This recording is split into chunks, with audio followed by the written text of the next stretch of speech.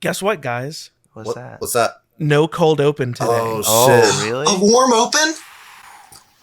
Someone's in the kitchen song, with Dinah. Theme music. We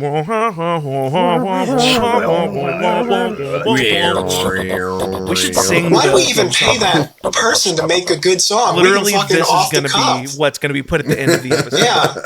What are musicians even for? We're doing great on our own, I think, probably. Man.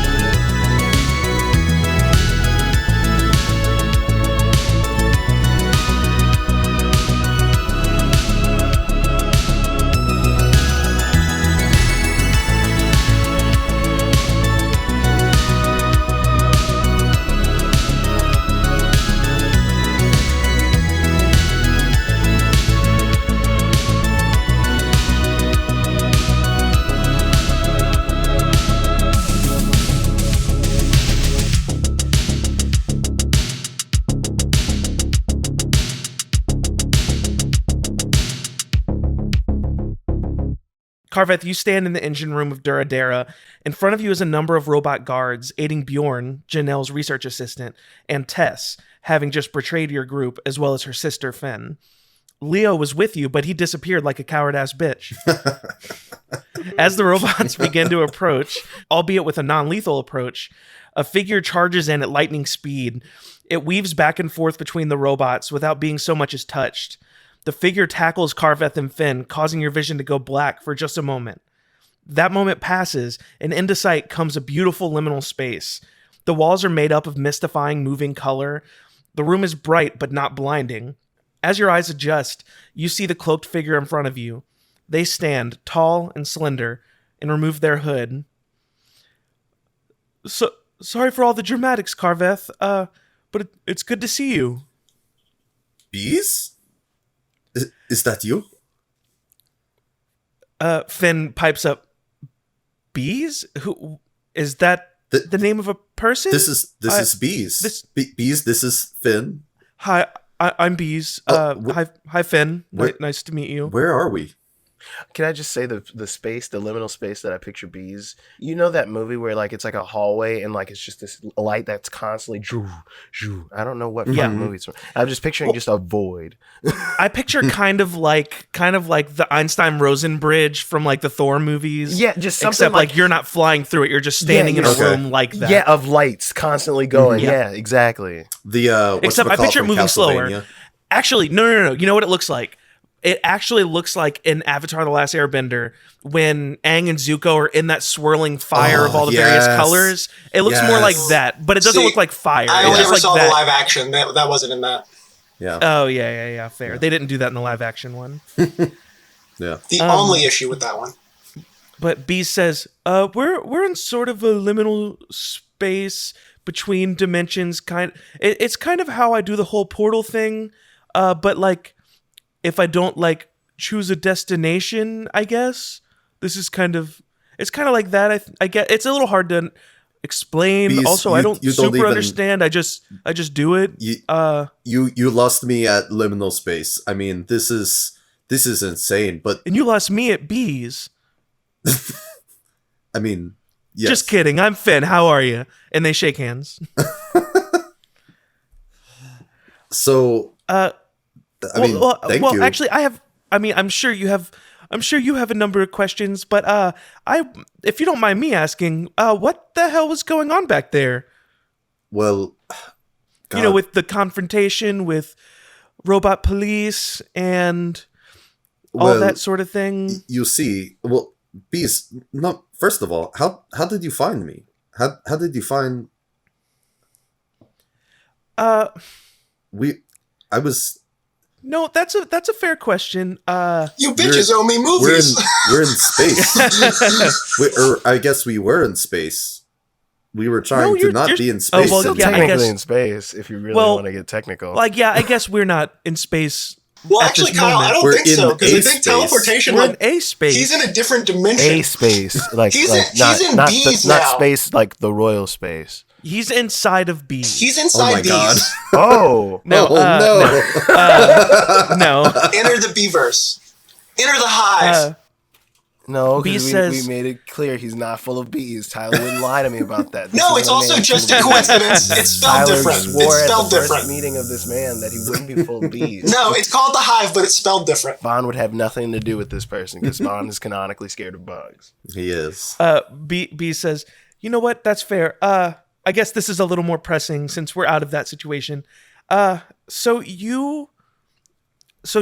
When J3B disappeared, seemingly without a trace, no one could get a hold of you. A number of us tried reaching out to you via Wanderphone. I communed with some of your friends and found out where you were headed. And I mean, we had been looking around, and I just kind of assumed that you must be here. I did not, however, anticipate that here would be in space now. So you Don't know what that's about. You know about Duradera. You know about the Flying City. Oh yeah, this is where I get my change liquors. Oh, Fucking, Oh. you called it. You called it. okay. You called it. That's interesting. You could just come in and out of this place. I mean, I guess you could teleport through dimensions. So I guess that doesn't really. Yeah. Does he have a Well, teleportation circle? Because that would be I'm so confused. clutch. That's fair. This is a lot, I know. But the main, I mean, well, Is Finn just shell shocked right now? yeah, Finn's basically like, Yeah. I'm just gonna Staring sit at the back pretty and colors. just be grateful that I got out of that situation somehow.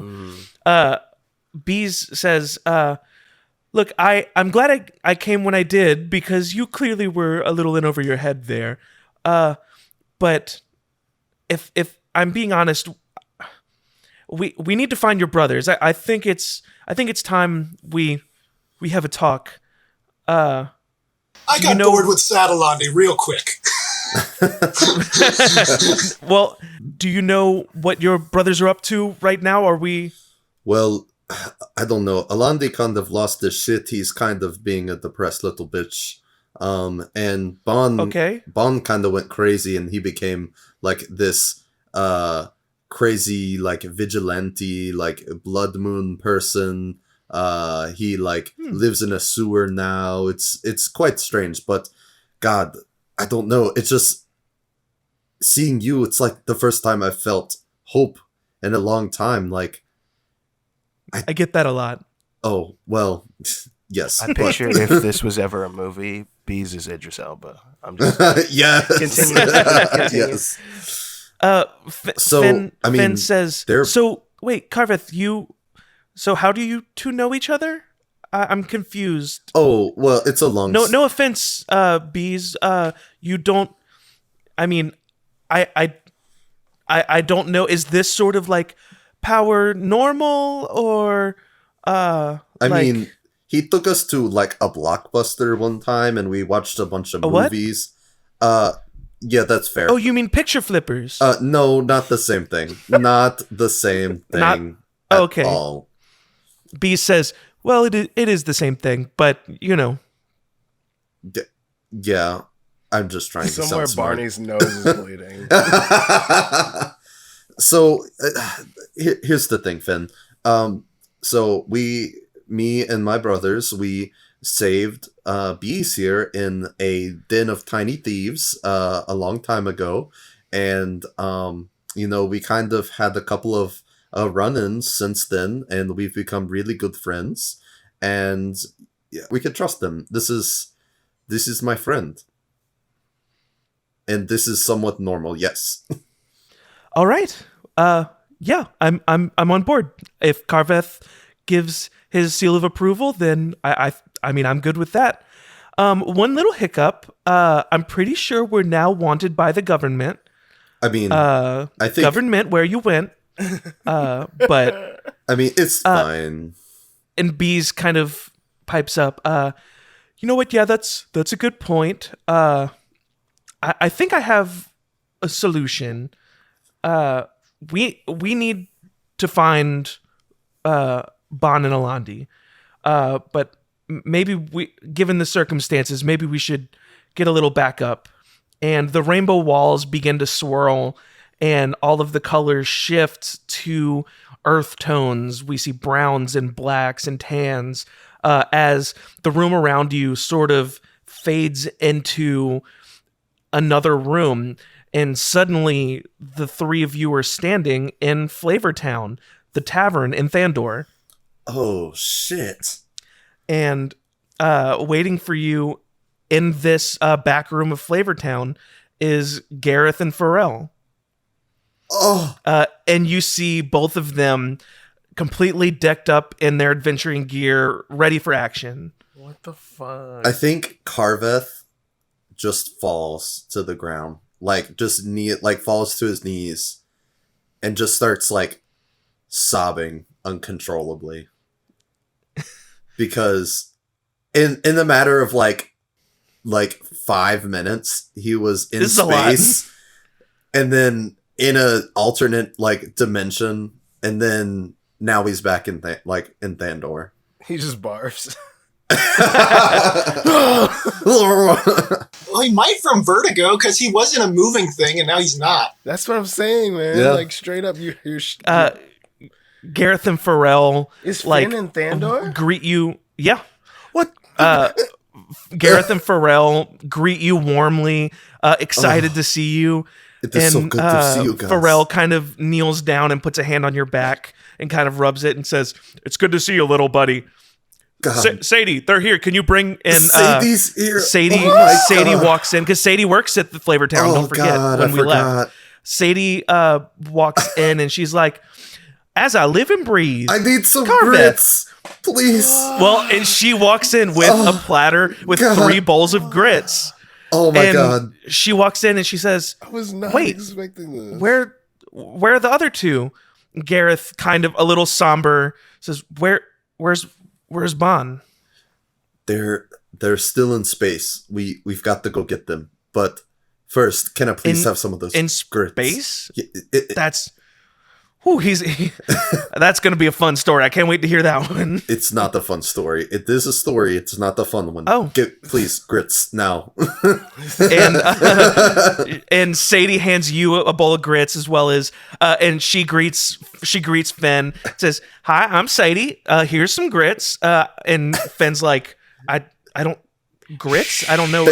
It smells incredible. I'm just it's so good. Just try it. And Carveth is weeping. Tears falling into Studio the grits. Ghibli big tears as he's shoveling yes. These grits are so salty with how much Carveth is crying. That's fucking... So Pharrell stands up as y'all eat. He says, "All right, I'm gonna need just really quick, Carveth. I'm gonna need sort of a breakdown on the situation on the other side. Once we get there, what should we expect?" Okay, so here's the thing. We got onto this flying city and called Duradera, and it's controlled by this weird fucking guy, Barnabas Quincy I can never remember. It's it doesn't matter. He's kind of a piece of shit. And essentially he loves us because we're, I guess, from there, ? But I don't really know. We've opposed him a lot, but he just keeps being like, I'm gonna take you into space, and now we're in space, and you can't leave. I just kidnapped you and your brothers, ha ha ha.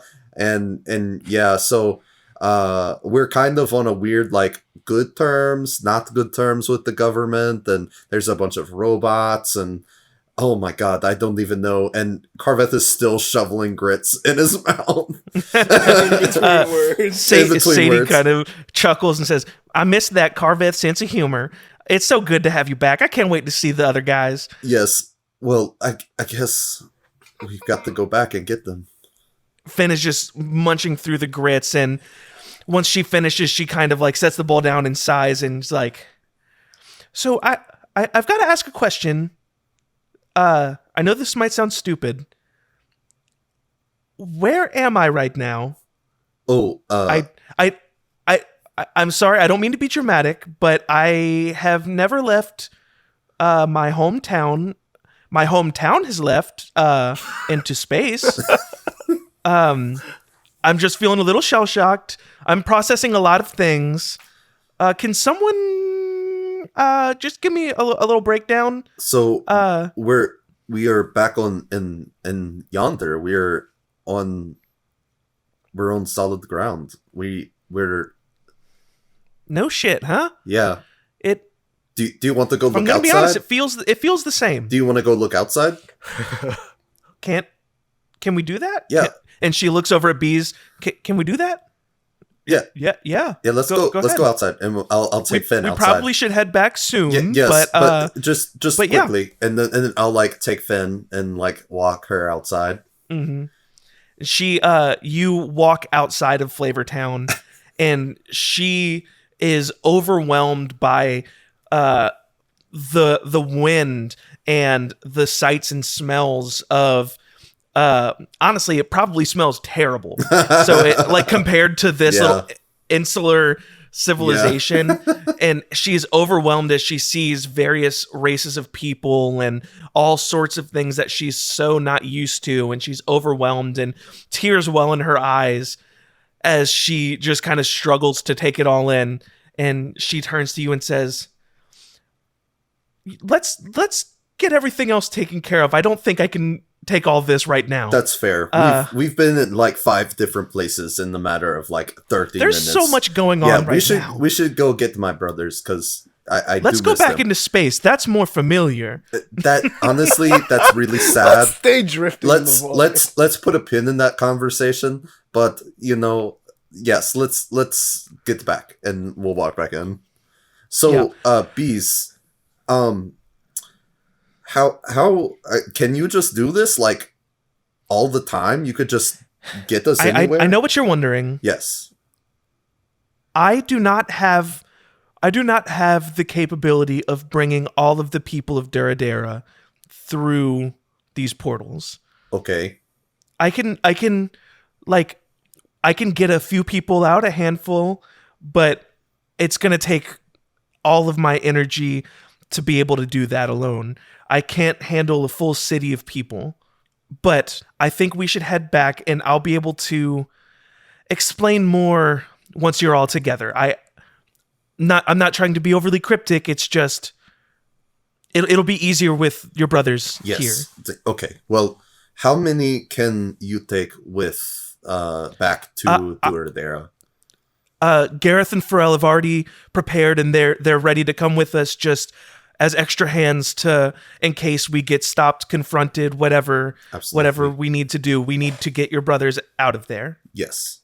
Well, I guess let's go. Let's get this done. Once we get there, I believe I can do the Wanderphones work up there, like in Duradera? I can't remember. What did we say? I can't remember what we said. I think we said they work with each other. They don't work with anyone. Yeah, we've established they work with each other. So once we get up there, I can reach out to them quickly. We just need to get to a safe place where we can all meet quickly. Cool. So you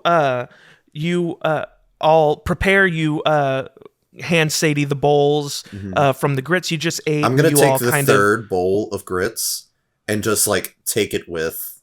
Put it in a travel bowl. Yeah. They give you a to-go plate. Okay, thanks. Hell yeah, dude. Yeah, you we're going to space. They can lend us some Tupperware. Yeah. True. Sadie's got the hookup. It's not even the restaurant. Sadie literally put it in a home Tupperware that's got like those orange stains on it from spaghetti. Oh, yes. Beeze opens another portal, and the 5 of you prepare to walk through. I think that the portal that Beeze opens up just takes you into... I think Beeze kind of says, Carveth, do you know somewhere safe for me to set a portal down? I'd prefer not to show up in that engine room. Oh, is there somewhere? I do have an apartment there. We could go there. It's do you need me to describe it, or do you know the street address? I'm assuming maybe. Yeah, you do. Okay, you kind of described him It's where it is. 125 Bond Boulevard. I don't know how. I don't actually know how Yeah. this portal magic would work. Yeah. But yeah, he's able to teleport you all into. He opens a portal, rather, not teleport. He opens a portal, and all of you walk through and show up inside your apartment. Gareth and Pharrell look around, and they're like, Pharrell's like, "This place is nice." Oh, thanks. And I really Gareth- got into into plants and just growing, and it's just me. The other guys, they have not been here in some time. Oh, they don't stay here with you? No, it's been a lot. It's been a lot these last few months. Months, right? I don't know how long it's been. Yeah, it's been months. Yeah, you kind of lose time and space because, like, you can. It's. We'll talk about it later. I'll reach out. I'll grab the Wanderful. I think Gareth and Pharrell go up to the window and see, just kind of look out over the city. I think the apartment's pretty tall, and they're able to see everything going on out there. Mm-hmm. And Gareth kind of calls over to you. He's like, Carveth. Yes. Shit looks wild out here. And do you go... Yeah, I'll walk over. Yeah, you walk over and see across the streets people running around frantically. You see the robot guards on the ground, all seemingly all out of commission. And you also see a tall pillar of smoke and fire coming from somewhere in near town square. Oh shit. It wasn't like this when we left. I'm not sure what's happening. We need to get in contact with Bon and Alandi immediately. And I think he kind of like just pauses and just is like, what the fuck is happening? Like, just so much is happening. Yeah, okay. I'll grab the Wanderful. Bon, Alandi, I know a lot is happening outside, but I really need to see both of you. I have some friends here. I was able to get back to Yonder, and we need to get together immediately. Are you guys there? Are you okay? So the other two of you would have minutes ago Just witnessed heard the explosion. Mm-hmm. Oh, And it shit. wasn't the thing I did, right? You didn't explode anything. I exploded a couple things. No, you didn't explode anything. You like caused some damage, Yeah. but you didn't set off any bombs. I've used Force Blast to blow up the... Yeah, but That's a not separate- like that. This bomb Not was like different. explosions. Yeah. Yes, the pillar of smoke and fire was presumably not that. So just because I will find it funny, which I think is the point of our show, I often forget.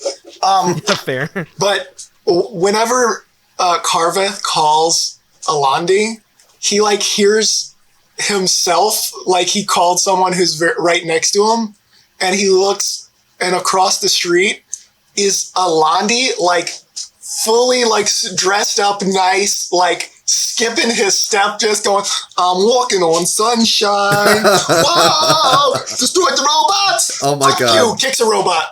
Oh my God. Are you doing the fucking Tobey Maguire? A little bit. Yeah, just a little bit. Yes. But he only does fingers at like the dead robots on the ground. That's so funny. And like some of them that are like leaning up on stuff, he just like gives a push and he's like, God. like he is full. Every ounce of his like depression is gone. He is in frolic mode. He is extremely happy with himself. Oh my God. I think upon hearing that message though, and then just kind of feeling like you failed the mission you were trying to achieve as Blood Moon and all this stuff, I think Bond's just like shell shock, kind of stuck.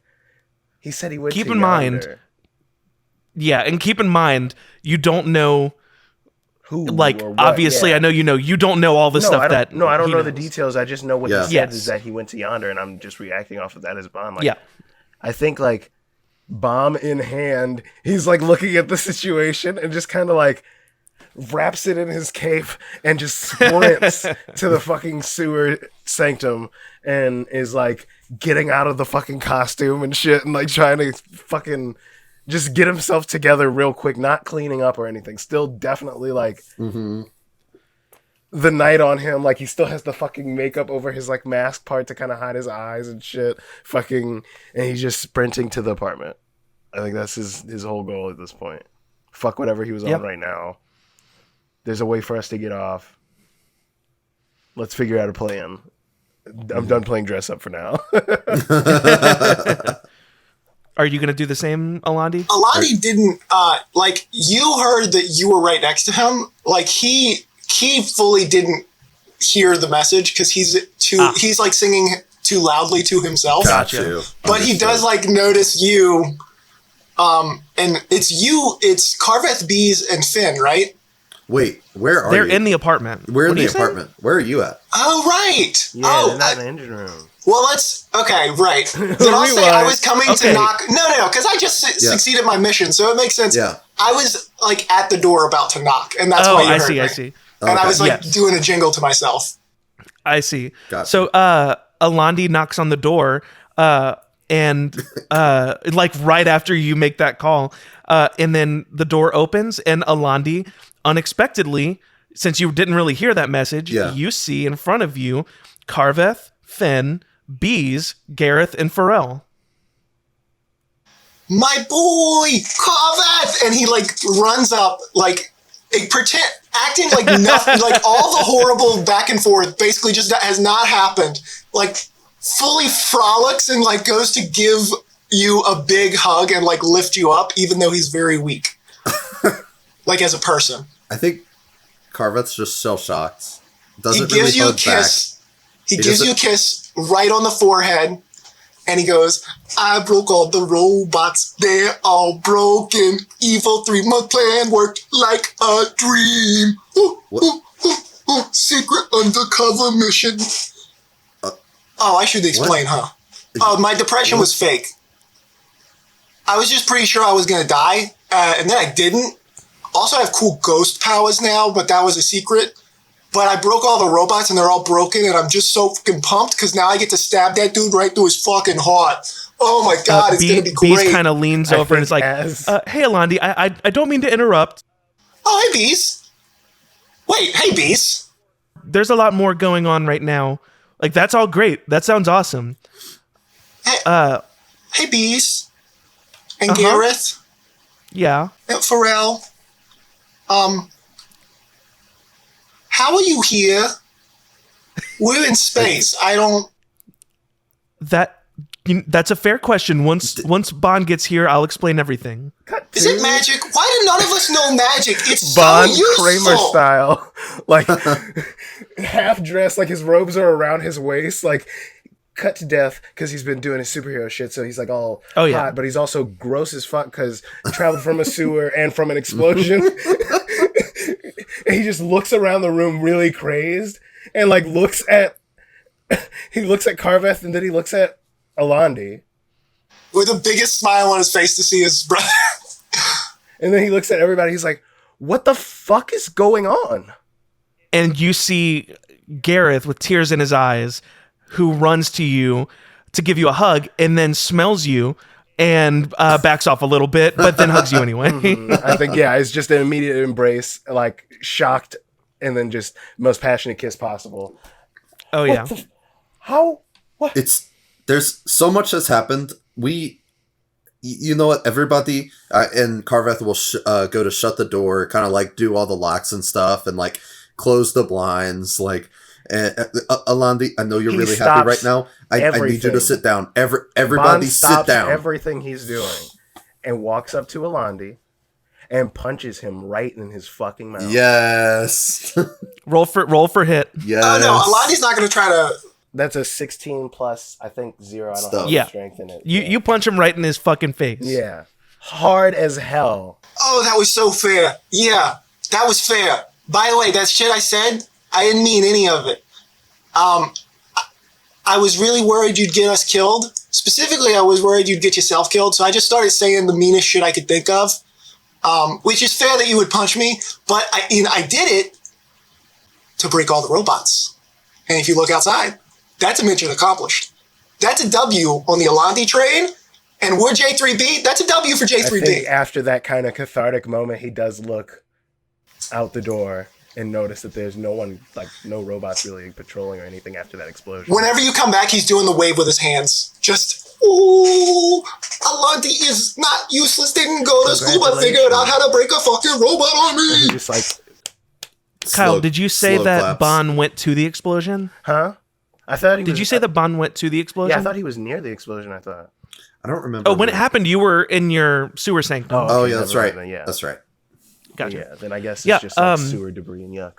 Yeah. From his stopping by. Gareth kind of leans over to Pharrell and he says, "You know what? That sounds like something Alandi would do. Just be a dick, like for no reason. Like, yeah, just to be. Congratulations, you did your plan. You know, you could have easily had any correspondence in any capacity with us about this plan and told us to hold back. I gave Carveth a note. Carveth, did you not tell Bon about the note I gave you? Did I? I don't remember. This honestly. isn't important. How the fuck are they here? How are you here? We're going to have to hash out I just all of assumed this magic. way later. Beeze rescued me. Me and Finn and her sister Tessa. We all went down to the engine room that we found.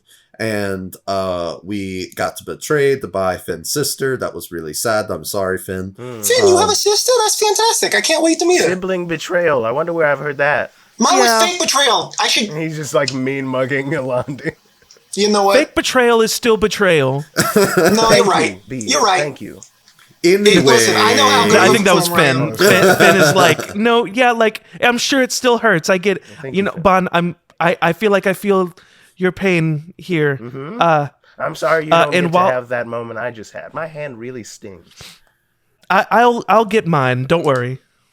Anyway. And while you're all talking and bickering, Beeze has been setting up his projector in the room, and you all Beeze, I really don't feel like now's the time for a movie, but I mean, you all kind of turn to them, and Beeze says, I know that you all are very confused and there's a lot going on.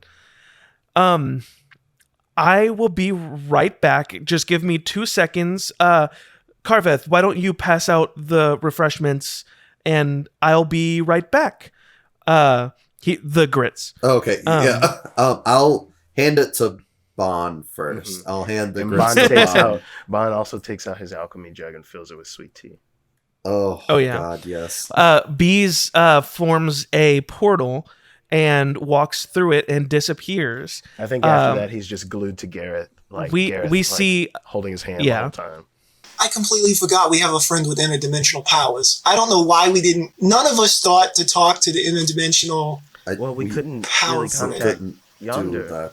I'm not talking to you. Shut up. No, I was thinking fully doing that. Like that's not even just a me thing. Like he's absolutely doing that kind of shit because he's like so happy at the moment of everything. And this is their first moment they've actually gotten to fucking relax for a second. Yeah. Beeze disappears for just a few moments and comes back into the room through the portal. And he says, I was given this tape. I was given this tape a long time ago. And I hid it. The only place I knew would be safe from... The only place I knew would be safe. I hid it inside a copy of Freddy Got Fingered. I knew that no one would rent that. So that's good. This, I think that you all need to see this. I think it'll answer a lot of your questions, but let's watch this and then we'll talk after. Daddy, would you like some sausage? He's like, damn it, that was the wrong one. And then you all watch Freddy Got Fingered. Oh, no. Look, Daddy, I'm a farmer. No. Beeze takes the tape and places it into his player. The machine begins to click faster and faster, and then the clicking turns to a smooth, constant sound. A familiar light comes out of the end and begins to project color onto the wall in front of you. We see a person up close to the camera lens, messing with the camera, and after a moment she steps back and puts herself in line with it. A beautiful older woman with fiery red hair sits on a stool and looks right into the camera. Hey girls, well, I guess I'm just assuming that you're watching this. Hello, my name's Ember. I was the head of the science department here in Duradera when the congruence was discovered. I'm filming this so that this story can go on as a warning. Kira, Celeste, Xena, if you're watching this, then that means you got out. And I'm so happy. I love you all so goddamn much. Sorry. I miss you so much. Okay, here we go. Dent and I were there. The sandstorm rages, unrelenting, save for a small patch of land. Almost as if there was an invisible dome protecting a lucky few. In the middle of this land sits a city, or a town. A resilient group of people lasting within the wasteland that is barren yonder. In those days, the city known as Duradera had just begun to research the sandstorm, and the areas surrounding. They were obviously curious as to why they had been blessed in such a way that they could survive unaffected by the storm.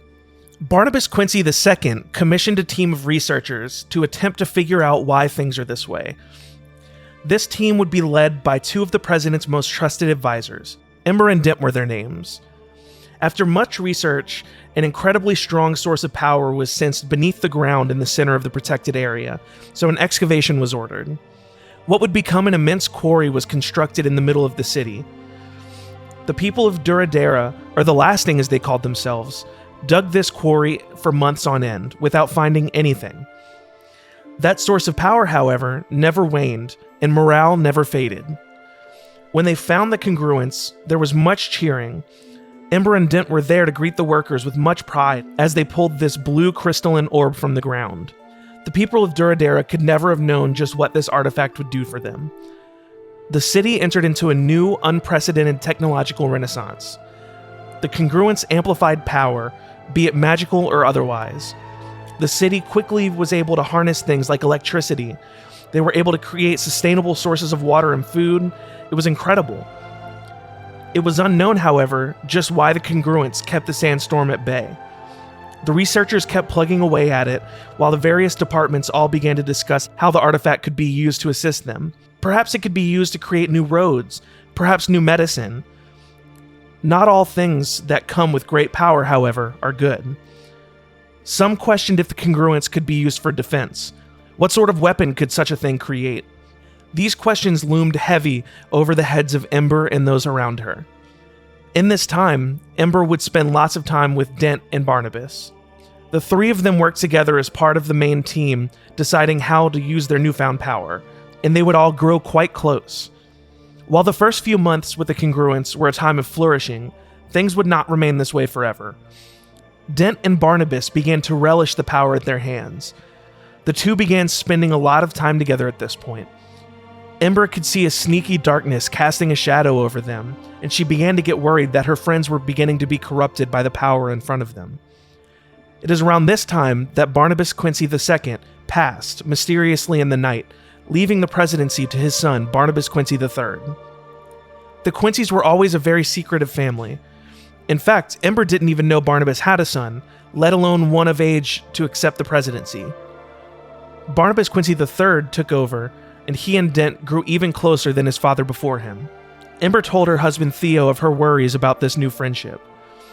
Though they hoped for the best, in their minds they prepared for the worst. Most of her time in the coming months would be spent continuously studying the artifact. In what other ways could we use this thing? Ember eventually made a breakthrough, learning that she could potentially separate the congruence and spread its pieces across the barren yonder, effectively dissipating the sandstorm entirely. She, as well as a large portion of the team, were very excited about this idea. They could essentially return the land to its original state. Lives would be saved, and the people would be able to flourish once again. Two people who were not into the idea, however, were Dent and Barnabas. They had grown so enthralled by the power within this orb that the idea of giving it up made them angry. They lashed out with harsh words, screaming that they would be robbing their people of the pleasures they've become accustomed to, and other attempts to feign nobility. This obvious overcorrection did not sit well with Ember, and she grew even more concerned. Ember eventually decided that she would do some light spying on Dent in an attempt to figure out what is up with him. She told Theo of her plan and waited for Dent to leave his office. That night, she snuck into Dent's office to attempt to rifle through his various files and notebooks. It took a while, but she eventually found a collection of scrolls that would shake her to a very core. Inside these scrolls, Ember would find a number of recorded research on necromantic rituals and various dark magics. She pored through these, learning that Dent's family had spent countless generations learning and creating new dark magics to gain power. Tears welled in her eyes as she became more and more fearful of someone she had once considered a dear friend. These tears, however, would leave her eyes as she made her way to the most recent scroll. This one seemed fresh. None of the ink had faded much, at least not compared to the others. This scroll described how Dent had made a breakthrough. His father and his father before him spent ages attempting to create a specific sort of spell, one that would effectively render someone unkillable, and Dent had done it. The scroll falls out of Ember's hand as she hears the unmistakable clicking of a door. Dent enters the office calmly. "Ember, what are you doing in my office?" Ember's eyes begin welling up with tears once again. Is that cloning? Dent sighs as Ember grows enraged. "What exactly are you up to? I think you owe me that." "I don't owe you shit, Ember. We found this orb, this incredible source of power, a power source that can bring our people into a new age of innovation, of economic growth. Hell, we could become a global superpower. And what do you want to do? Throw all that away." "I don't want to throw it away. I want to save this land. Our people will no longer be confined to this tiny area in the sandstorm. I mean, what if suddenly the congruence stops holding the sandstorm back? Then what? It's not just our people who are fucked, it's us too." "That's just a risk I'm willing to take. If this place goes under and we all die, I'll just come right back. And no one else who knows about the congruence will be here to stop me." "Barnabas would never stand for this." Dent chuckles at this as the door opens once again. Barnabas walks in with a horrified look on his face. "Dent, cloning? Are you serious?" Ember chimes in, "Thank you. We need to stop him." Is that what you did to me?" A look of horror moves across Ember's face as she realizes what's going on. "You cloned me without my permission? What's wrong with you?" Dent chimes in angrily. "What's wrong with me? I've given you a life without fear, Barney. Without the fear of death." The two begin to argue back and forth as Ember takes off running out of the room. Ember rushes home to her family, freaked out like never before. She tells her husband of everything she just learned, and they concoct a new plan. They gather their 3 daughters and explain the hard truth of everything. She instructs her daughters to pack their bags and meet her and Theo at the airfield. They are freaked out, but they do as they're told. Ember and Theo run with all their might to the research center, where they find the congruence. They surround the orb, preparing to disassemble it. If they can separate it quickly, they can escape and spread its pieces across the barren yonder, like she'd planned. The two begin with all their might attempting to pull this orb apart. They strain as they're giving it all they've got, and just then, their straining is interrupted by the blinding light of a bolt of lightning, followed by the deafening sound of thunder cracking. Theo falls to the ground in pain as Dent reveals himself in the room. "Now what do you think you two are doing?" From the ground, Theo groans, "Fuck you!" And Dent says, "Oh, honey, I don't know that you're in any kind of shape to be threatening me." And Dent walks up and crouches beside Theo, putting a hand on his back, sending another wave of electricity through his body. "Stop it, Dent!" Dent looks up at her and stands. A smile crosses his face as he begins to move toward her. Ember looks around the room, struggling to figure out what to do. And just then, Theo reaches out with what little strength he has and grabs Dent's ankle, pulling him to the ground violently. He gets on top of him and begins to wail on his face. Dent moans in pain as he reaches down and removes a dark dagger from his pants and swiftly jabs it in between 2 of Theo's ribs. In an instant, all of the air leaves his lungs as he groans in pain. He builds whatever strength he has left to say one final thing to his wife. "Ember, run, get the girls out of here." Tears well up in Ember's eyes as she takes this moment to flee. From below Theo, Dent attempts to cast a bolt of energy at her, but misses as she runs by. Ember rushes to the airfield and finds her daughters and escorts them to a ship that she had readied. It resembles a pirate ship, only with mechanical and technological properties. She starts the engine and tells her daughters what she can. We don't have much time. Dent's after us. I need you to get out of here. Things are getting bad, worse than ever. You can't be here for it. I know you don't want to leave me here, and I know you don't want to leave your father, so I'm giving you a mission. Come back for us. Come back for our people. Things are bad now, but they can get better." And she's interrupted by a bolt of magical energy striking the ground beside them. They all flinch as they turn and see Dent running as best as he can towards them on the runway. "Go! I'll hold him off. I love you all so much, and I can't wait to see you again." Tears well up on all their faces as another bolt strikes the ship. They all get onto the plane and begin to take off. Ember charges at Dent and tackles him. The ship begins to fly off as Dent attempts to get off more shots on the ship, but Ember skews his line of sight. Dent shakes her off and takes a deep breath, aiming his shot. Ember grabs a large rock from the ground and begins to swing it at Dent. This bolt fires and connects with the ship, damaging the engine, but it flies off still. The rock connects with Dent's skull, knocking him to the ground. Ember stands over him and prepares to deal a finishing blow. "I'll see you soon, Ember." And she brings this rock down on Dent's head.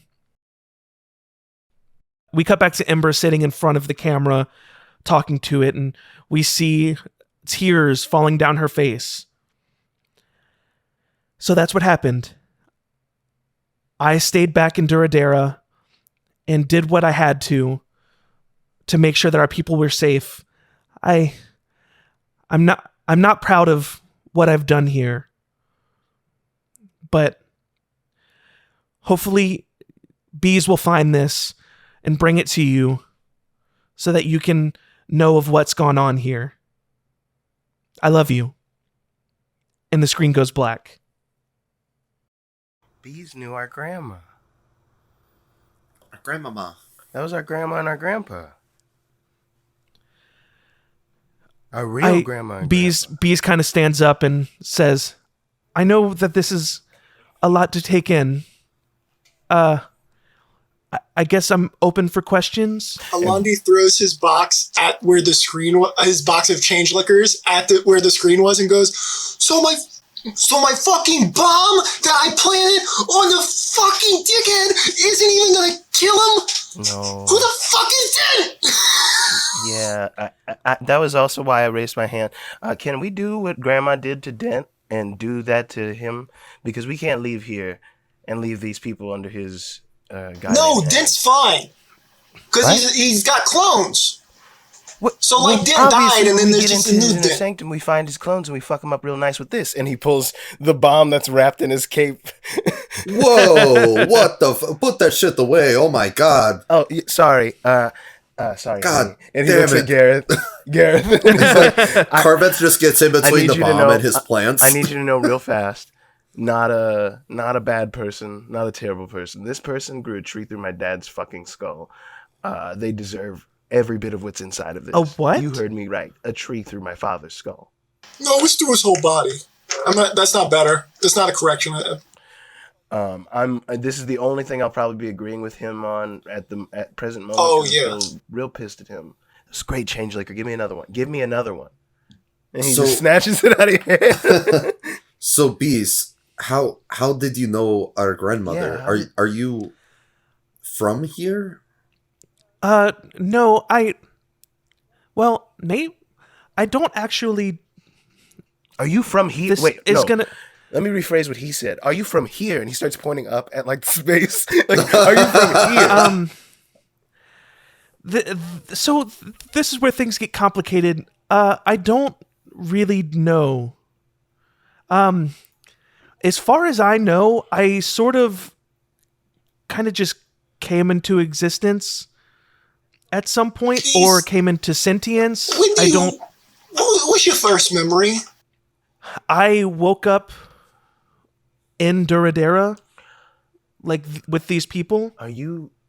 Beeze, are you Dent? Are you a Dent clone? My thought was, are you a byproduct of the congruence? So no, I was around at the time of its Dent and Ember made the discovery. Okay, yes. Listen, there's just I've been through a bit of an emotional roller coaster right now, so like I'm just making connection. Is anyone else while we're doing this? No one else in this room is secretly Dent, right? Bond just gently passes the bomb to Carveth and sits it like in his lap. There you go. What? God damn it! It's not on. Shut up! It's not on. What? It's not on. Shut up! Be cool. Just bombs are never on. Listen, they just fucking go off. Look, and he throws the cape over it. Out of sight, out of mind. Anyway, that is how that works. That is not how that works. I know that it's still there. God damn it! I'll take it. No, Carveth is just crying on this bomb, and like, just leave it alone. You don't get to hold the cool bomb I found. Why me, God? I'm trying to make him jealous of the cool bomb we have, and he doesn't have that. Oh, just hold. It's not. It's fine. I don't want to take it away. I don't want to take this away from you because I deserve a little. You can't have it. Anyway, shut the fuck up. Shut the fuck up. Okay. Finn raises her hand and says, Beeze, is Ember the one who constructed all of this then? And Beeze says, yeah, so Ember went on to be the main scientific lead for the next, I don't know, 20 years-ish? Grandma made the robots. She did. Oh. Grandma's an op. Well, your grandmother was not a bad person. I don't believe that she did what she had to do. She knew once she discovered what Dent was doing, and Barnabas as well, she recognized the threat that brought to her people, to your people, and did what she had to. She helped to create the robots. She even wrote the code to get this city flying and send it off into space. Hey, DM, I have a very quick question. Go ahead. Did Dent look anything like the Acolyte of the Tide? Interesting question. You don't. So you guys wouldn't have seen stuff. Yeah. I was doing that for cinematic. You would have just seen Ember telling a story. Correct. Damn. Yeah. Oh, sorry. Oh my God. That's so good. Big if true, you know? Big if true. Big if true. So I guess I'm just stupid and I don't really understand anything that's been happening today.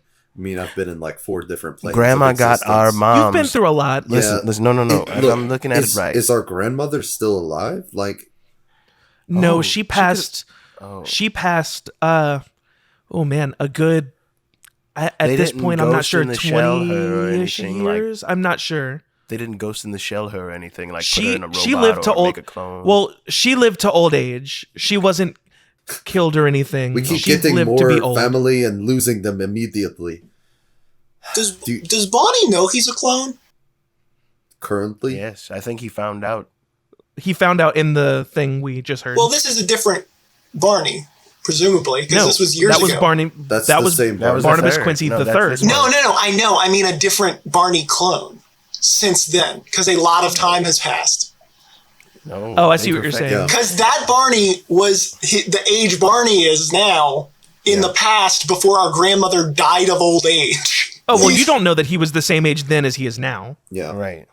He was of age to become president here. Like, president. Yes, but even if that's the case, he would have to be around as old as our grandmother who died of old age. Well, Barnabas Quincy second. Wait. Why are you suggesting that? Like, based off of what? Time. Because Well, if she was around at the same time he was around and they were both in charge of things, then they would have to be at least within the same few decades of each other. And then if she got so old that she died from old age, he would have to be in like his 70s, 80s, 90s. And you never described him as a bag of bones still sentient. Yeah, I'm not explaining, like, just to say I did not suggest how old Ember was during that. Right. Yeah. When you watch the tape, she was older. Yeah. Listen, Like, my two thoughts. She had teenage kids. Yeah. Two At thoughts least. for So one, she, yeah. I think he either obviously could have some sort of rich guy glamour.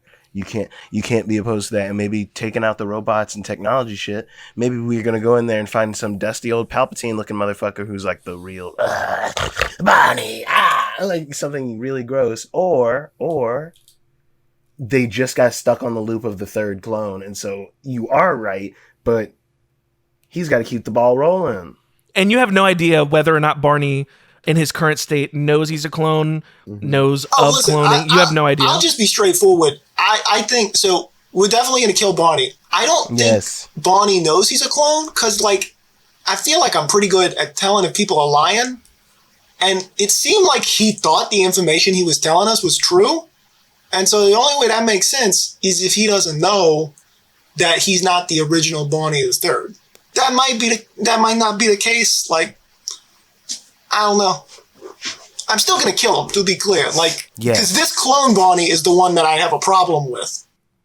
He's the one who grew a tree. Yeah, he's the one who treated her dead, yeah. If you see someone who will probably refer to themselves as Barney, you won't have to ask. Trust me, you won't have to ask. He finds a way to just say his name sometimes. Has anybody else noticed that? We live on Bond Street. Yeah, I've noticed. Yes, and we go to the barn. Like, it's... Either way, you'll know him when you see him, and he's a dead man. So don't invest anything in that, any time, any effort. Anyway, I'm so blown away, though, by our deep ties to these people. Something just occurred to me that could be a little scary. Do you think the Duradaren people, the people who were here already, The lasting, some of them were already being experimented on, taken away, cloned? How does Finn look when he says that? Do you think this is a possibility? I think she is not even within the last months. I just mean of all time. By that thought. Yeah. For all time, like, there's always been just a peaceful society, and unless, like, the detail escapes us, our grandma Ember was a human.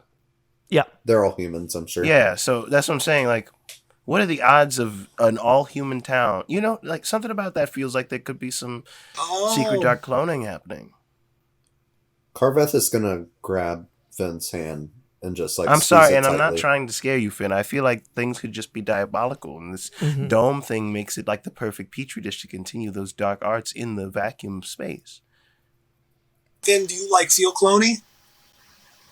Now that you're, like, really thinking about it? Alandi, please explain I don't to think me I feel what clony. Do you have, like, a six I don't know, Carveth. I'm not a clone. I'm asking her. How do you Well, know?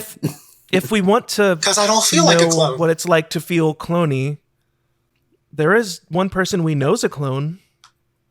Who's that? Oh, the man of the hour. Oh, I think Gareth chimes in.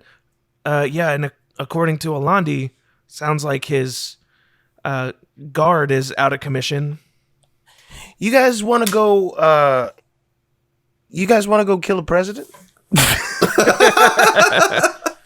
Bon, I've never wanted to do anything more in my entire life. Thank you for finally being on board. Also, because I've done you dirty a lot in these 3 months, I want you to have this. And he hands you the trigger for the 2 bombs. One says Barney statue, and the other says, what was the name of that robot? Oh yeah, legs. Legs. And then there's legs. God damn it. I forgot about that. Oh, by the way, I was the Phantom Bolt. I don't know if that was the other 2 bombs. If I'm being honest with you, I picked up on it towards the end there, and you ran off, and I couldn't really say anything, and I was even more mad at that. That's what I was like. I was mad about the other stuff for sure, but that I was really like, how fucking dare you come hang out with me and not say hello, not talk to me about the fucking note, you dick. You saw me doing a cool superhero thing. You were like, damn, I got to be a part of that shit. And then I was like, oh man, I could have been doing this with my brothers. This would be so fun. Lo and behold. Yeah. Listen, I was going through some stuff. You know what threw you off? You know what set me off to how I knew it was you? Because of my great accuracy? Your eagerness with the chalkboard thing as soon as I gave it to you. You were just like, oh yeah, I'll yes and it. Someone who says I know it, yes and no but. Did he hear that? That's very... No, he wasn't there for that. No, I know he probably... He had already stormed off. Well, either way, he was like, yeah. Either way. Still, I felt some residuals. I was outside the door crying. I was sad about it. No, I was pacing back and forth. We have all the time to talk about this. And yeah, let's go do the thing. We will need to talk about this. Like, Alandi, let's be clear. What you did was really fucked up. I know you were going through a lot of stuff. But you're right. Look, we'll talk about it later. I'm coming down from my high. You sent me into a vigilante spiral. Yeah, but it did seem fun. Like, you had fun. Bon, to be fair, I think at any point you could be in a vigilante spiral. I don't really think that was... know. I don't think that was particularly Alandi. That I think you've got a big imagination. Honestly, after the Acolyte of the Tide, you honestly could have went full vigilante. That would have been... That's a different arc. Look, we'll talk about it later. We need to go fucking kill this dude because, goddamn it, I need to kill something right fucking now. We're full of grits energy and vengeance. I know I did a lot of messed up stuff, but I'm concerned about that feeling the most. But okay, it's fine. Yeah, we don't talk about it. Corvette has a bloodlust that is a little scary. I have a bomb on me. What are you talking about? So the 7 of you, J7P, J3B back together. Yeah. Now J7P decide to head toward Town Square in an attempt to find Barney. I'd like to imagine. I think as we're doing our little jaunty stroll, I just look at the statue. Like full joke. No, it's not that statue. We're all walking down like the street, like straight, like cowboy style. Like Alandi's got his 2 fucking daggers. Like Carveth is like swirling his like little fucking staff around. Bond's got his maces back. Looks like a piece of shit. Yeah. Bond literally. The statue or the bomb is in like a little mini statue that he gave Barney. Okay. Yeah. Oh, so yeah, even better. He doesn't hear anything. He doesn't think it's the Central Park one as they're walking by. He's like, he just shrugs. Okay, well, let's back up a second because you are all making your way towards Town Square, and you see like robots down everywhere, people running around frantically, some excited, some scared and freaking out, mostly scared and freaking out because there was a large explosion in town and the robots are down. So just a lot of mixed emotions. Just to be clear too, they both look like OG, Wanderful proper. Bond's in his robes, but they're just around his waist, like tied around his waist, and he's just covered in dirt and like old like makeup. He just looks like crazed. His hair is not done. It's in like a wild like rat nest. And canonically, his clouds are all dark and spooky because he's on his like sad boy shit. So Bond looks crazy. Can I do a contested roll with Bond to see if I saw that he like tried to click the button on the main statue? Well, no, because we're not there yet. Okay. What I was going to say is as you are approaching town square, you see that the explosion that happened earlier must have been in town hall. Oh, shit. Because the building is on fire and being put out, hopefully, by a number of concerned citizens since the robots can't do it. And smoke is filling the area. Oh, shit. Which is concerning, considering you're in a dome. Yeah, I was about to say, I hope this dome has some fucking ventilation or something, because, like... Let me see. Hold on. Guys, I think that bomb I had 3 children rig up might have gone off unexpectedly. Let's not use the B word too loudly right now. Things are kind of fucking crazy. Hold on, I feel everybody freaking out. I need everybody to just chill for a second while I go through my little list of spells here to see if I can help with that fire over there. Because I didn't think about it. I mean, I'm sure there's a way to filter the air, yes, but... Alandi, and maybe Bond too, can y'all give me a perception check? 5, that's a 16. 24. Yeah, both of you, while you're kind of surveying the scene... notice kind of not hiding but trying to be sneaky, you do see the Twister and his Barneys kind of trying to like blend into the crowd. As we're kind of walking by the fire, I think he just kind of crosses his maces and casts Warding Wind. It puts out unprotected flames. Okay. And so just like a burst of like this like gray like wind energy goes over the fire as they're trying to put it out, and a few of the smaller flames kind of get snuffed out. Yeah, awesome. Alandi turns to his brothers, gives a hard wink, and then start rushing in. It's like, where's Bonnie? Is Bonnie okay? What happened? You rush in, and I'm gonna say it's Bill and Billiam. Alandi, you are able to run into one of your coworkers. Are they still in the fucking break room? What? No. Someone kind of room. catches you like as you enter the building, and they kind of like grab onto you, and they're like, "Oh, they got him out. He's in rough shape." But wait, who's they? The robots are down. No. Just like, Bill and Ted. Billiam. They got him out of here. He's in really rough shape, but they brought him over to the hospital. This is really important. Did his little statue I made him make it? Did it make it? I don't know. I wasn't up there. I'm not sure. Okay. Where is he? Is he okay? He's at the hospispital. I said that. He's not in great shape. Oh, did you? I thought you said they just rushed him out. No, I said he's at the hospital. He's not in great shape. Go ahead. Oh, are you blowing it up? I think you just see Bond's hand and like crazed eyes slowly look at Alandi and his coworker. Are you blowing it up to see if that's and he's it? Clicking the bomb. I hope he kept it on his person. Another explosion happens in the building above you. Holy shit. And everyone in town square freaks out and starts running around even more. Wait, in the hospital? And there's more fire. No, in the building, because he left it in his office. It's a desk knickknack. Gotcha. Holy shit. Alandi looks so disappointed. Now there's he more puts his fire hand in and his face. smoke everywhere. Warding wind. Alandi just all of his joy like drained. We still have 2. We still have 2. But I didn't click this button. I clicked this button. I worked so hard. Did I clock the Twister? Like, you don't know the Twister. That's why I asked them. Got you. You don't know his relation to all of this. Fair. Oh yeah, Alandi noticed and didn't give a shit because he kind of agreed with the Twister to begin with. Could I do that? Could I do that Twister check? Oh, you already did. I said you noticed him. Okay, you said 16. I was trying to see if he was doing more than... Oh, got it. More than blending in. Mm-hmm. Oh, no, they were just, like, observing the scene, trying to blend in. I mean, it's a little sus that they're there. Yeah. I think I'd break off from the group for a second and like stand next to the obvious, the Twister. Yeah. And I would just say in Blood Moon's voice, you don't think it's a bit on the nose to come to the scene of your crime? You know, I think, you know, the damage is done.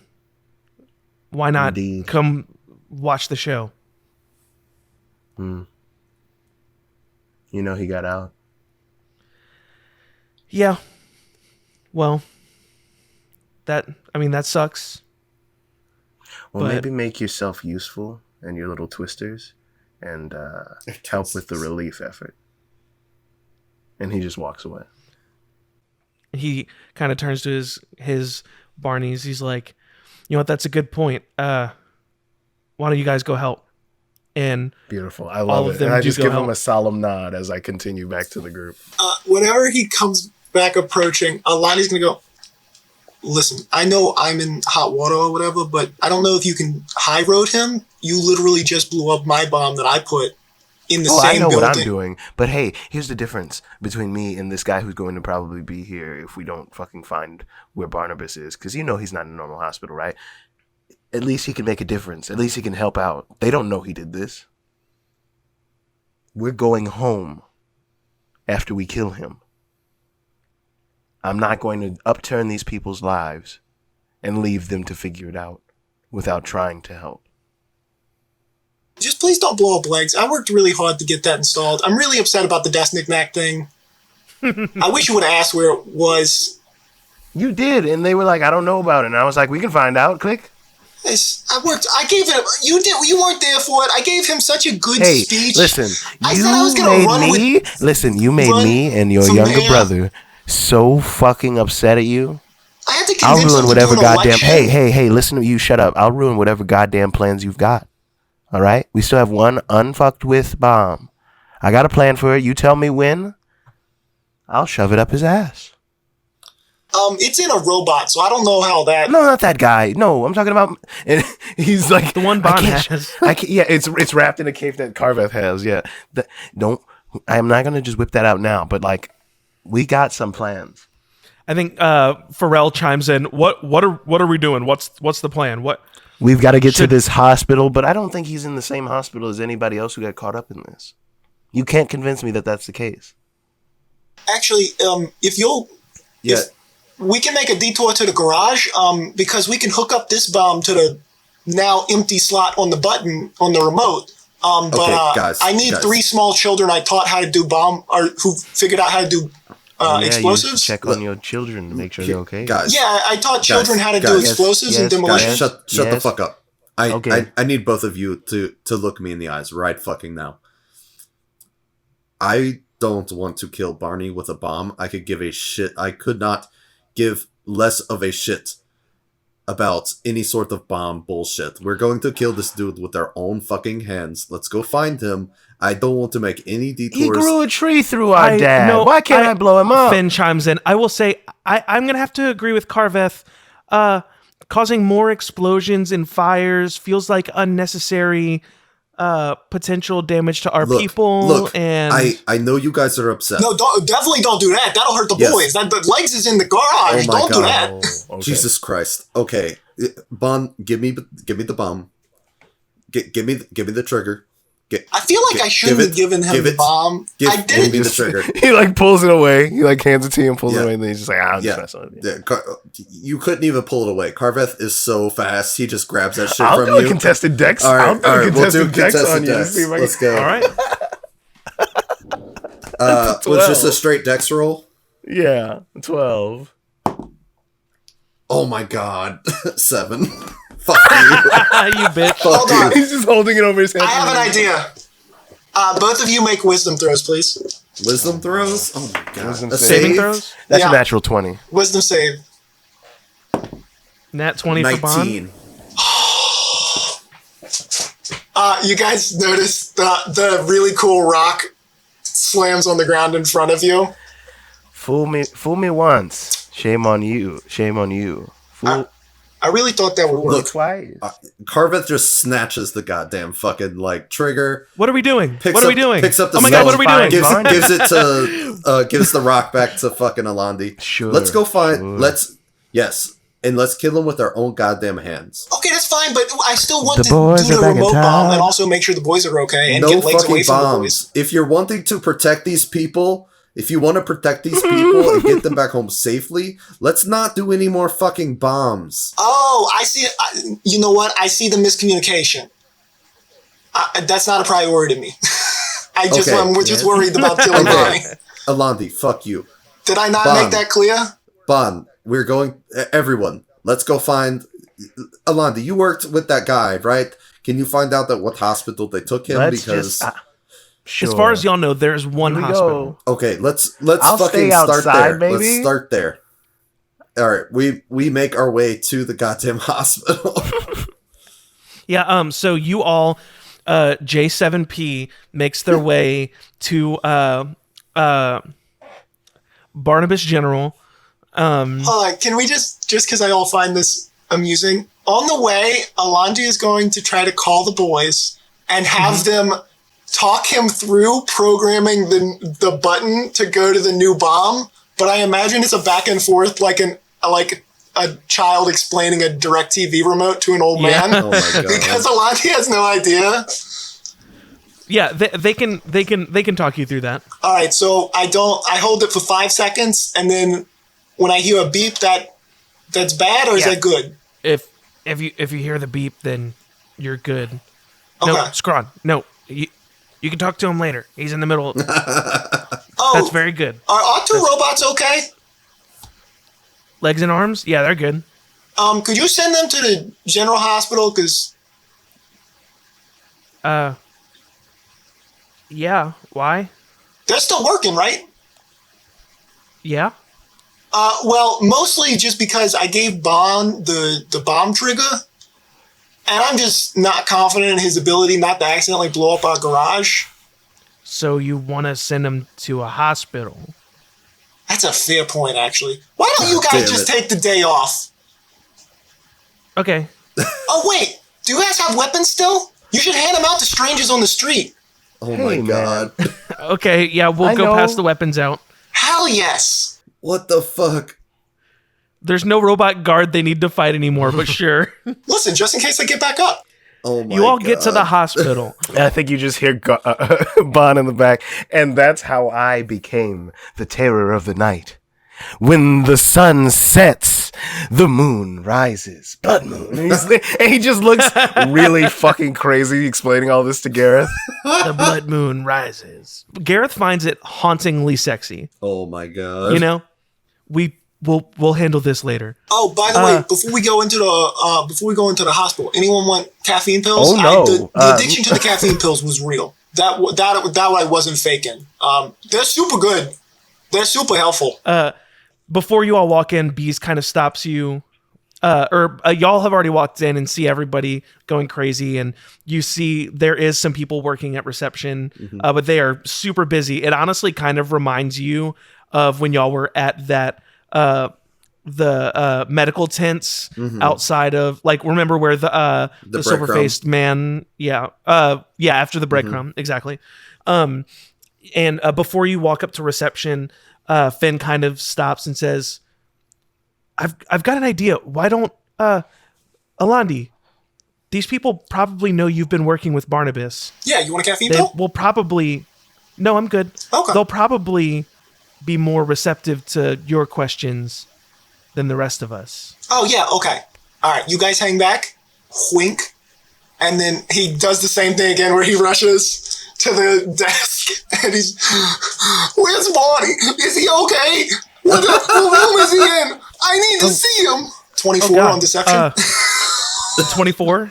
24 on deception. Wait, I'm sorry. No, I did it wrong. 25. Oh my God. Yeah, honey, calm down. You see a sweet older lady working reception. She's like, her hair is all messy as she's been like running around working. She's like, "Oh yeah, honey, Barnabas is gonna be okay. I'm worried about him too. We actually, without the robot guard, I don't know what's going on with that. Without the robot guard, we had some people bring him in, and we shut down the whole East Wing so that he could be in there by himself, all safe and sound." Is Bond within earshot of hearing that? Oh yeah. Bond immediately walks out of the hospital and around to the East Wing. Wait, you put him in there by himself? Well, no, there's people like tending to him and watching. I just meant so that there's no other like all this hustle and bustle isn't like, because we need our president to make a speedy recovery. It's very much so like the old people who like really love the king. Yeah. Thank you for your hard work. Oh, bless your heart. Thank you. All right, and he's going to go to, and he's like, it's East Wing is this way. Thank you. Yeah, it's over there. Mm-hmm. You know, East. So, I thought you said Wheeze. I thought you said Wheeze. Get out. Wait, hold on. To be fair, directions don't mean anything. We're in space. There's no north, south, east, or west. Yeah, but it used to mean something, so they kept it named. Fair. Yeah. So the hospital being. So, Carveth definitely would have grabbed Bond before he like tried to walk off. Yeah. Bond, we need to do this together. Let's just chill out for like 5 minutes until we get up there, and then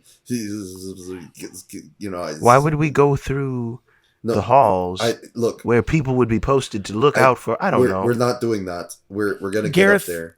But Gareth kind of chimes in. He's like, I'm not gonna lie. If y'all could just give it to me again. I'm having a little bit of a hard time accepting that we're gonna go into a hospital room and just murder an almost dead guy.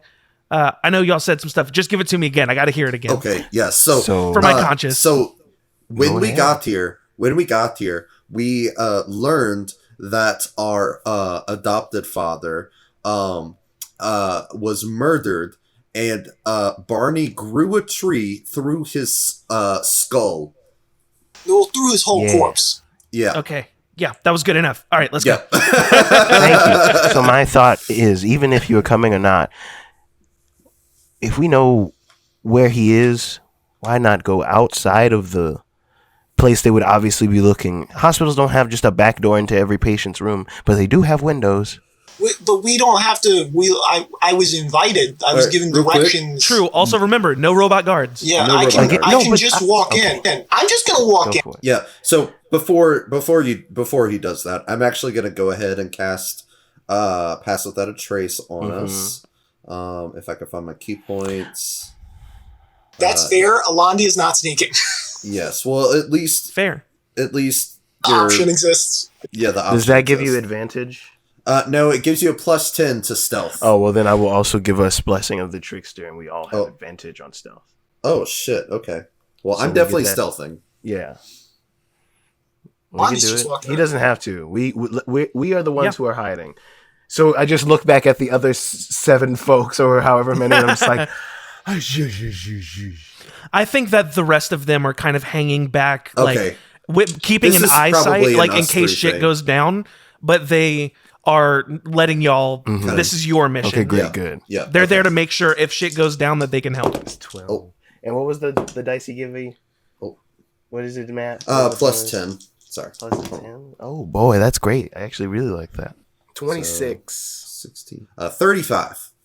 Cool. Wow. Wait, hold on. I think I did math wrong. Sorry, 31. That's fine. 31. Yeah, it's fine. 31 and so 26. Yeah, the 3 of you make your way down this hall.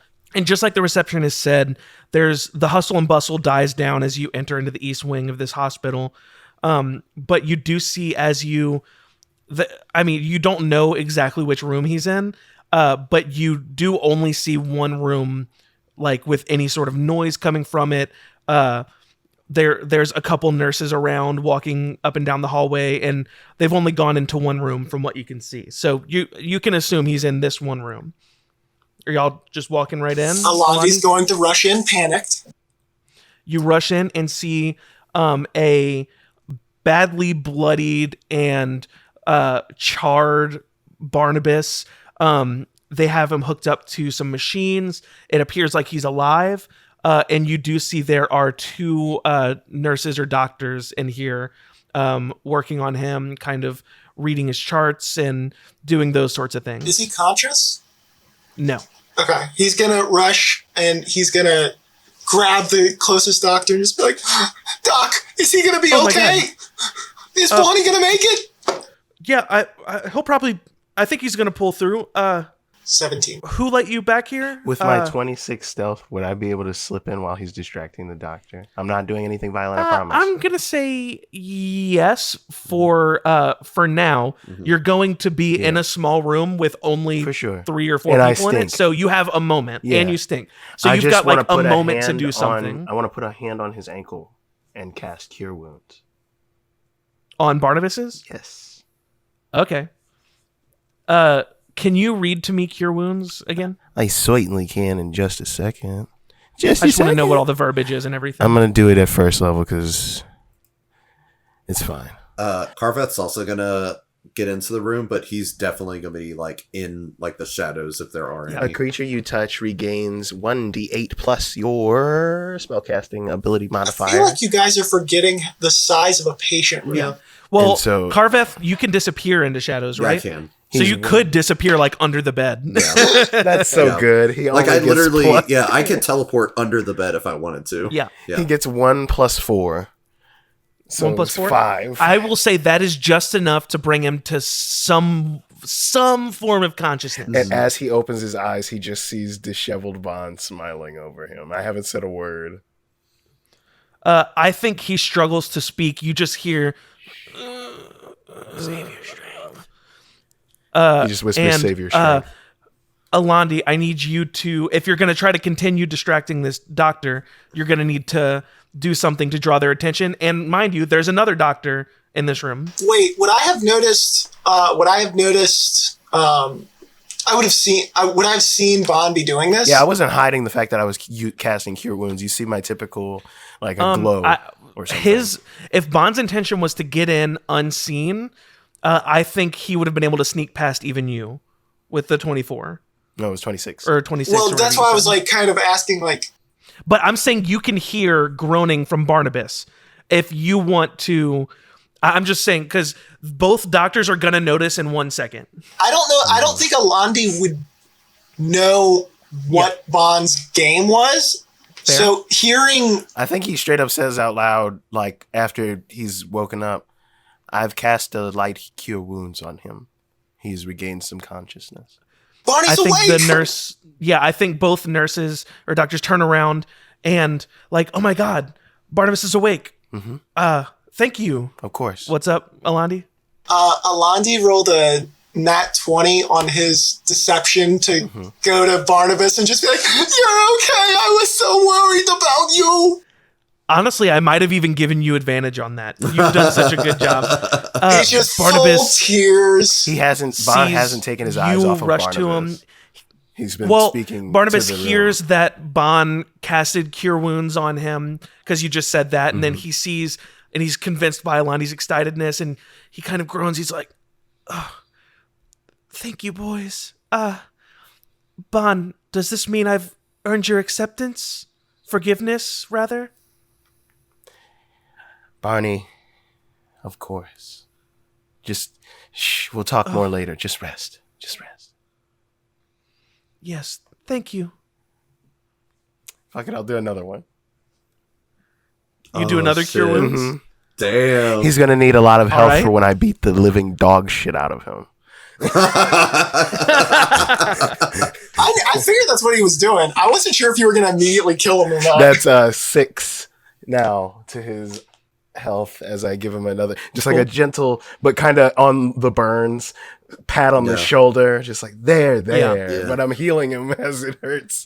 He's sort of like, you can like see him kind of writhing as he's like, oh thank you so much, boys. I don't deserve this.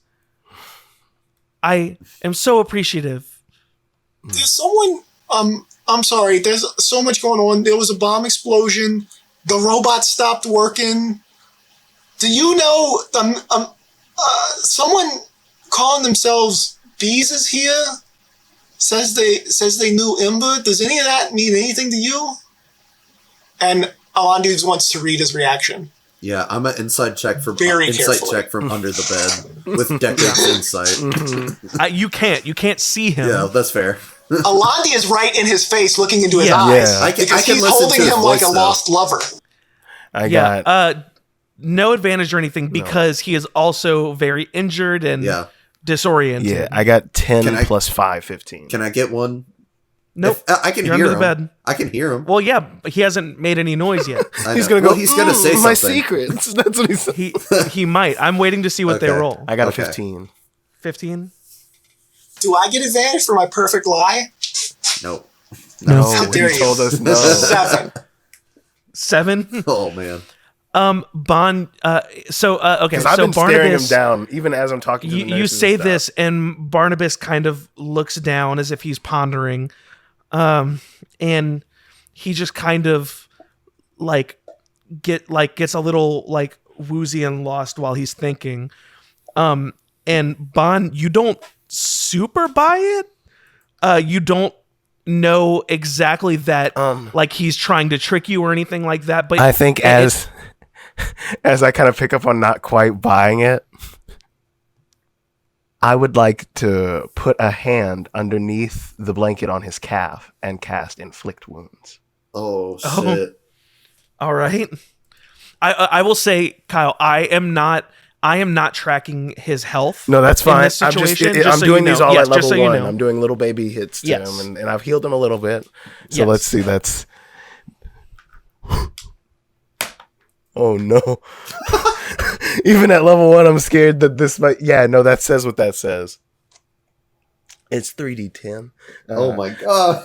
What the fuck? Okay, well, you're probably going to knock him out again. Inflict Wounds does triple the damage as Cure Wounds? That's what I'm saying. At level 1, that doesn't make sense to me. But I'm looking at first level spell, Inflict Wounds. 3d10. Oh God damn. Oh, it's not bad. It's not terrible. This is 16. My goodness. Okay, so that's negative 6 to his health. He's back unconscious. He's back unconscious. Oh, I didn't know he kind of phases. He kind of like phases out as he's pondering that question, and you do this, and he just passes out, falls right back asleep. And then with my final first level, another Cure Wounds. The one doctor kind of says, "You nurse, go get some more help." I'm as trying he to passes out stabilize again. him with another Cure Wounds, but you'll have to hurry. I'm one nurse leaves the room. Yes, Oh my God. the one nurse leaves the room to go get more help, and now it's just one nurse with That's you. 4 and 4, so he gets 8 health back. Oh my god. And I just am over him as I do. We almost lost you there, friend. Again. I'm sorry for asking. You should just rest. I'll just tell. What was the name again? Beeze. Beeze. I believe Beeze. I'll just tell them to. Well, I would say wait in your office, but it's not really there anymore. I'll just tell them to wait outside in the waiting room for you. Whenever you feel better. Yeah, I've just been smiling, just this plastered smile on my face as I just have a hand on his knee. And I'm just like, that name sounds a little familiar. oh, it does now, doesn't it? A little. I love how Carver this is also still just under the bed. Yeah, I'm still under the bed. As much as you can recall, my dear friend, I do understand you're in quite a bit of pain. We're not trying to overstress you, but time is of the essence. No, he might need rest. Listen, I can just tell Beeze to wait. It's fine. Beeze is here? Yeah, they're waiting in the waiting room. I wasn't sure what to do with them, so I came to ask you, but I didn't know how severe your condition was. Oh, what do they want with me? I don't know. They came, said they knew you, and I didn't know who they were, so I wasn't sure. There's a lot going on, so I was just trying to kind of focus on one thing, and this was the thing. I mean, if they wish to speak to me, they can. So you do know this isn't like some trick thing. I wasn't sure because a lot's going on. I was like, is Beeze the person doing this? And it's I knew of them. We weren't like acquaintances or anything. What about that other name he mentioned? Ember? Oh, yeah. You know them? Ember. Are you acquainted with Yeah, them? he said he knew Ember too, but that name didn't mean anything to me either. No, Is he lying? Insight check, man. Are there some like curtains, like some sort of dark corner in the room that I could teleport to? You can just come out. No. He's dedicated to his bed. That's an 18 on an insight check as I see him yeah, he's dodging. fucking lying. Yeah. Dear brother, I think he is in fact tired. I think he's real tired. I think we should, I don't know. You're right. We should let Give him some time. Yeah, we should let him sleep it off. Hey, you get better now. And he like goes to do like a tiny little fist bump with his weak little old man hands. Yeah, he tries to lift his arm, but he can't really. Alandi lifts up his arm and like does the thing. Oh, I'm sorry. Get better. It's okay. Thanks. And he goes to leave the room. Soon, Barney. You take good care of this man. All right. Are y'all leaving? As soon as we step out of the door, I just look at him. What are we doing? What are you doing? Carvet doesn't leave. What's going on? Carvet doesn't leave. This is clearly a broken man. We could just honestly casually put a pillow over his face and out goes Barney. I burned a first level spell and nearly killed him in one go. Bon, if I'm being honest, I was trying to like go with your plan. You kicked it off by healing him, and I was kind of confused from that point on. I didn't realize how bad it is. I'm going to have to burn a 4th level spell to get him to where we need him so we can really work him up. Why are we working him? I thought we were just here to kill him. I don't know. I'm just full of emotion, and I don't even know if I want doesn't this. he have a clone? If we kill this body, That's what I'm saying. Like, it's all fruitless. Why don't we just go home? I will say, too, you don't know that he still has a clone. You don't know these things. I think understand the assumption. I think Bond just slides the door open really fast to the room. Barney. Yeah, clone. Yeah.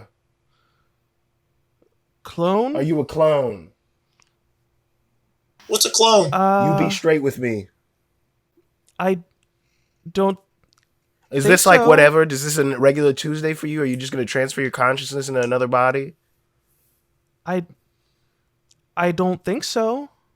So when you die, you're done. Aren't we all? I don't know, man. You've apparently been cloned more than once.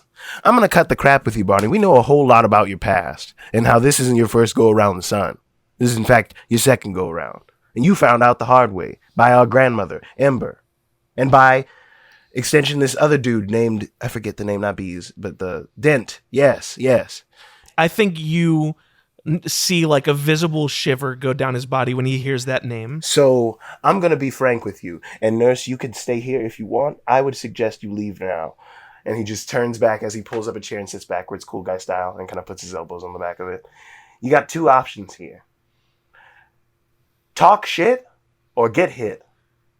I think hearing that, the nurse runs for help. So you decide, Barney. Are we gonna cut the pretenses? Are we gonna end the charade? But he's like, you know why I healed you. This is the same reason why I knocked you out, and only we know that I did that. Barney, if I wanted you dead right now, I could gently put a pillow over your face and you'd be off. Off to Bye-Bye Town. No spell slots wasted, buddy. So, I ask you again. Are we going to get some answers as to what the whole big overarching plan you've got going on here that's been going on and cooking up for years? I have told you my plan. My plan was to get out of Dodge. And that's the truth. To what end, Barney? I don't know to what end. I wasn't lying when I said that. I knew you weren't. I didn't need to look deeper to know that. But I was hoping in some heart of hearts of mine that you had a plan. And you didn't. And you wasted I look like a guy with a plan. Barney, I'm going to be frank with you. You've thrown all these people under the back of your fuck wagon and shot into space. If I kill you now, I'm just as bad as you because now they're stranded in space. Turn this shit around. I don't care anymore. You had nothing going for yourself, clearly. Your robots are shut down. Your city is in shambles. Turn the ship around. We don't have to do this. I won't take joy in this, but I will do it.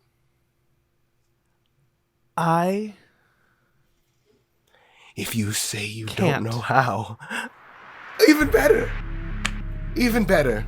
I think if he said he can't, Carveth is going to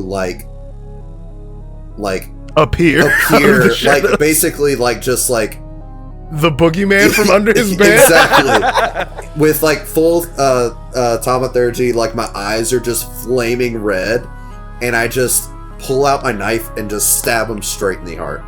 So, Carveth, you stand up and drive a knife right into the heart of Barnabas Quincy III. Lonnie walks in, half eating a bag of Funyuns. And he's like, guys, there's like this screaming like, treasure!